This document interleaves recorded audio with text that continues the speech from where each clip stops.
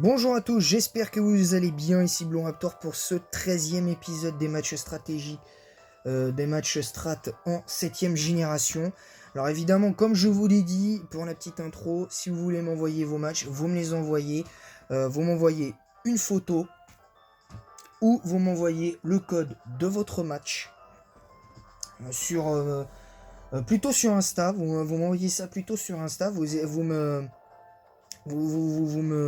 Vous essayez de me suivre sur Instagram. Et puis vous renvoyez ça sur Instagram avec le hashtag principal qui sera donc Strat 7ème génération. Vous envoyez ça. Et puis après je regarderai le match en même temps que vous, évidemment. Voilà, parce que là j'ai dû effacer plein de matchs que je voulais mettre en ligne et tout. Et puis que finalement il y a des choses dont j'ai pas forcément envie de me rappeler. Donc là aujourd'hui c'est un peu spécial. Cette fois-là, je joue une team distorsion. Quand vous voyez une team qui est ultra vénère avec une seule méga évolution, c'est Méga Misdibule, le seul Uber de la team. Évidemment, c'est le seul Uber, je crois, parce que le Zygarde en chien, là, en 10%, je crois, n'est pas Uber. Météno ne l'est pas. Et vous allez voir ce que ça fait de jouer Fenard d'Alola avec Sablero d'Alola. Un match où malheureusement, on va pas se mentir, je me suis fait rouler dessus, hein, comme vous pouvez le constater. Comme vous allez plutôt même le constater sur ce match. Donc c'est parti. Donc j'envoie tout tant qu'à faire d'entrée de jeu. Parce que pour moi ça me semblait logique de le faire. Donc là hop, j'envoie tout tant qu'à faire. Donc là voilà, oh ouais, un Fenard d'Alola Hypnose, donc attention. Donc moi là du coup je suis complètement bloqué. Donc je peux rien faire. Et tout ton qu'à faire c'est un sarcophage, donc bonjour l'angoisse avec lui. Et du coup ça laisse le temps à l'adversaire de placer sa voile aurore. Donc du coup je peux clairement plus faire grand chose sur lui. Je peux clairement plus rien faire parce que là maintenant il est en partie boosté en attaque, en défense spéciale et en défense. Et voilà, donc là c'est parti. Donc Sablero à Lola. Donc là ça risque de faire très mal. Donc là je peux placer en me réveillant ma distorsion. Donc je peux me rester 2-3 tours hein, en sommeil quand même. Donc là moi du coup étant plus lent largement plus lent que Sablero de Lola, je suis obligé de me setup avec machination. J'ai le temps de me setup avec machination. Donc là il fait chute glace. Je tank assez tranquillement le chute glace. Mais c'est pas là que les galères vont commencer, je vous le dis tout de suite. Donc là je fais puissance cachée. Donc je one shot le Sablero. Donc je me dis bon, j'ai un peu galéré à cause de l'autre là. Mais du coup là, la grêle s'étant arrêtée, le voile or ne fonctionne plus. Donc voilà, donc là derrière, Misdibule avec intimidation. Je croyais qu'il méga évoluait. Donc là du coup son talent. Donc là moi j'essaye de faire le Z-Move Spectre. Et par contre je sais que le Z-Move Spectre n'est pas Strike. Je crois. Donc le Z-Move Spectre n'est pas Strike. Je crois que le Z-Move Ténèbres non plus. Mais bon. De toute façon si au pire la vidéo elle saute, je trouverai une solution. Au pire. Donc là ça envoie Oratoria.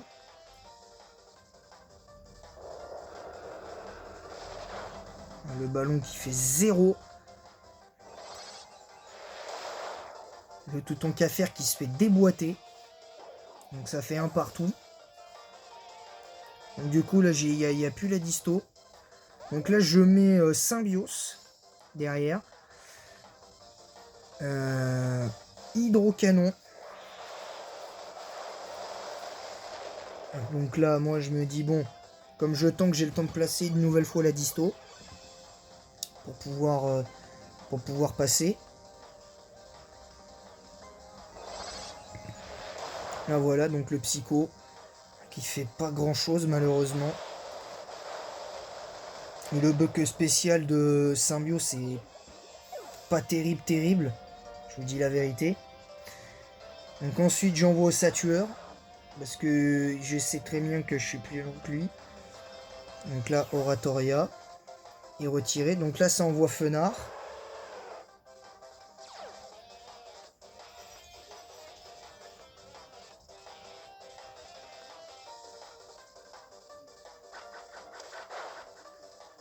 Donc moi, je me dis, pourquoi je fais au Smerang, moi, dans ma tête. Donc là, du coup, il va... du coup, moi, j'ai le temps de placer une bout de feu. Totalement gratuite, celle-là. Donc là, du coup, 2 Pokémon KO pour l'adversaire. Moi, j'en ai qu'un pour l'instant. Donc, quelque part, j'ai l'avantage du nombre. Et voilà, le petit Météno. Alors là, avec lui, ça va être un enfer total. Et clairement...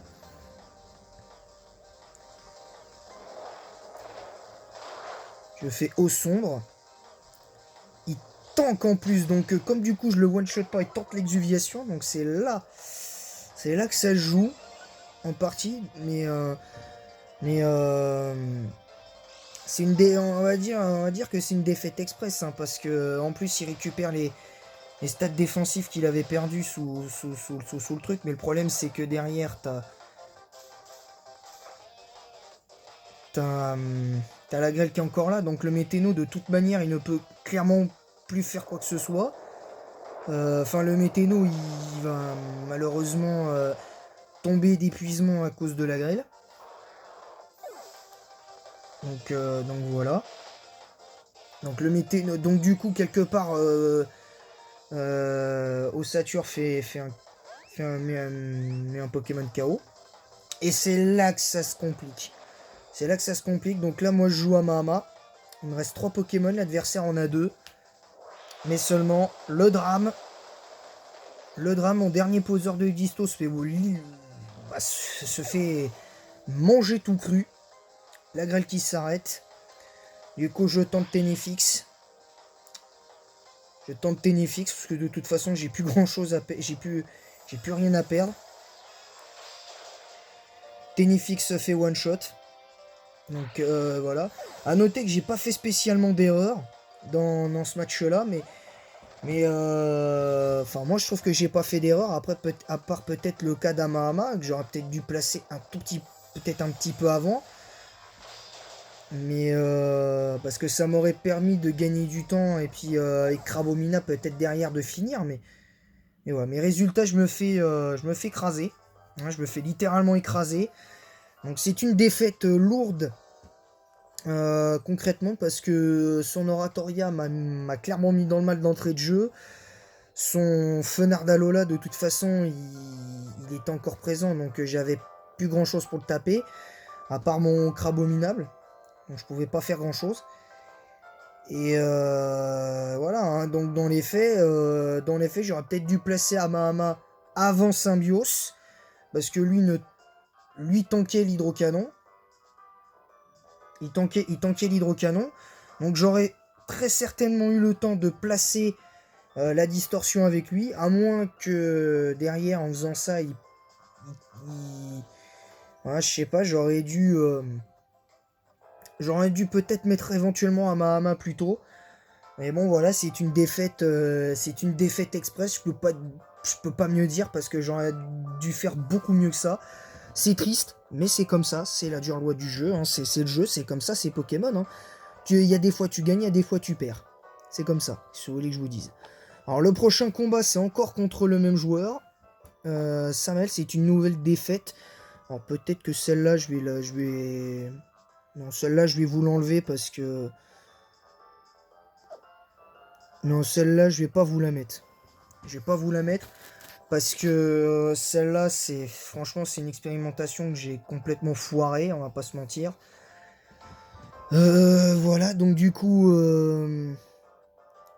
Donc la vraie preview, c'est pas celle-là, donc faites pas attention, c'est plutôt ce match-là.